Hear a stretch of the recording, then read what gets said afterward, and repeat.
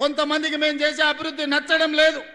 మారీచులు మాయ వేషంలో, మాయలేడి రూపంలో, మాయగాళ్ళ రూపంలో మీ దగ్గరకు వస్తున్నారు.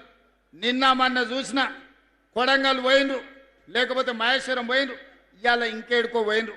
మార్కెట్ యార్డు కట్టలేదు మీరని. 10 ఏళ్ళు మీరు ఎందుకు కట్టలేదని నేను అడుగుతున్నా.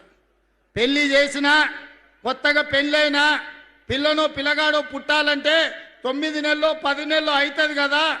కండరాలు తిరిగిన 6 అడుగులు ఉన్నోని పెళ్లి చేసినా 3 నెలల పిల్లల్ని పుట్టించగలడా? అయితే అదే సాధ్యం. దానికి ఒక ప్రక్రియ, ఒక విధానం ఉన్నది. పెళ్ళైన ఎవరికైనా 9-10 నెలలు పడుతుంది పండంటి పిల్లగాడినో బిడ్డనో చూడాలంటే. అట్లనే ప్రభుత్వం 10 సంవత్సరాలు మీరు ఎలగబెట్టని పనులు ఎన్నిటినో గొప్ప గొప్ప పనులను చేసినాం. ఇంకా చేయాల్సినవి ఉన్నాయి. అడ్డుపడడానికి ఊరూరు తిరుగుడు కాదు. మారీచుడు మాయలేడి రూపంలో వచ్చి సీతమ్మని చెరబట్టాలనుకుంటే చివరికి రాముడు చేతిలో చావు తప్పలేదు. మళ్ళా కూడా నేను ఈ వేదిక మీద నుంచి మళ్ళీ చెప్పదలుచుకున్నా, ఇక్కడ ఉండే ఆదిలాబాదు బిడ్డల సాక్షిగా ఆనాడు పిప్పిరిలో బట్టి గారు, ఆనాడు నేను ఇంద్రవెల్లిలో ఇక్కడి నుంచే దీక్ష భూని ప్రజాపాలన తెస్తామని చెప్పినాం. ఇచ్చిన మాట ప్రకారం ప్రజాపాలన తెచ్చినాం. ఇవాళ మళ్ళీ ఈ పిప్పిరి వేదిక మీద నుంచి నేను చెప్తున్నా, రాబోయే శాసనసభ ఎన్నికల్లో మళ్ళీ ప్రభుత్వం వస్తుంది, ప్రజాపాలన చేస్తుంది. 2034 లోపల ఆదిలాబాదు అత్యంత అభివృద్ధి చెందిన పర్యాటక కేంద్రంగా, పారిశ్రామిక వాడగా, విద్యా కేంద్రంగా తీర్చిదిద్దే బాధ్యత మా ప్రభుత్వం తీసుకుంటుంది. ఇవాళ ఎవరైనా ఏ పార్టీలైనా గెలవని ప్రజాపాలన నాడు అధికారంలో ఉంటుంది, ఈ ప్రాంతాన్ని అభివృద్ధి చేస్తుంది.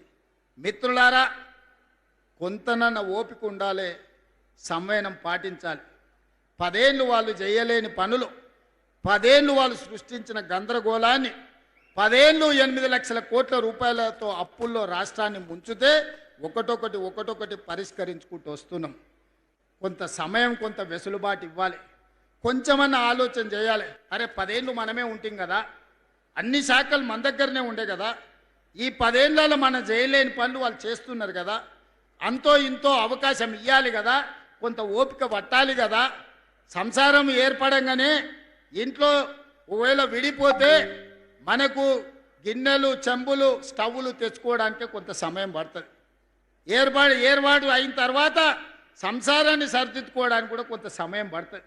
అంత సమయం కూడా ఇవ్వకుండా నాకు వజ్రాలు తేలేదు, వైదూర్యాలు కొనలేదంటే సాధ్యమవుతుందా? అట్లనే ఈనాడు 6 గ్యారంటీలలో ఇంతకుముందే బట్టి విక్రమార్క గారు చెప్పారు, ఆర్టీసీ బస్సు ఇవ్వలేదా, ఆరోగ్యశ్రీ పథకం ఇవ్వలేదా, సన్న బియ్యం ఇవ్వలేదా, 200 యూనిట్లు ఉచిత కరెంటు ఇవ్వలేదా, ఇందిరమ్మ ఇండ్లు ఇవ్వలేదా, ఈరోజు ఆడబిడ్డలకు ఆర్టీసీ బస్సులు కొనివ్వలేదా, అదానిలాగా ఈరోజు సోలార్ పవర్ విద్యుత్తు ఇవ్వలేదా?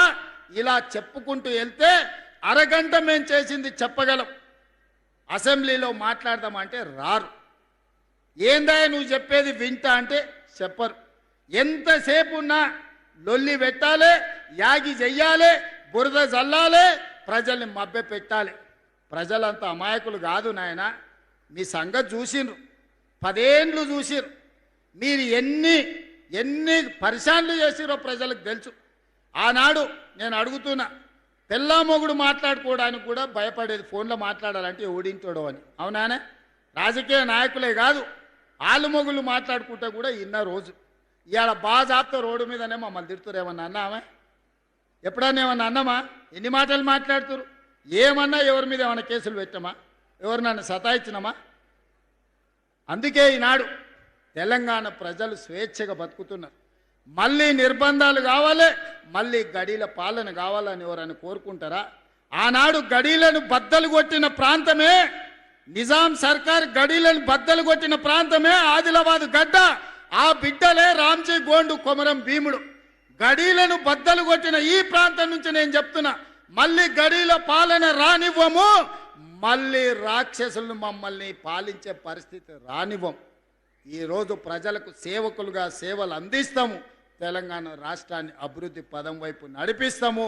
ఖచ్చితంగా 2034 వరకు ఈ ప్రభుత్వం కొనసాగుతుంది.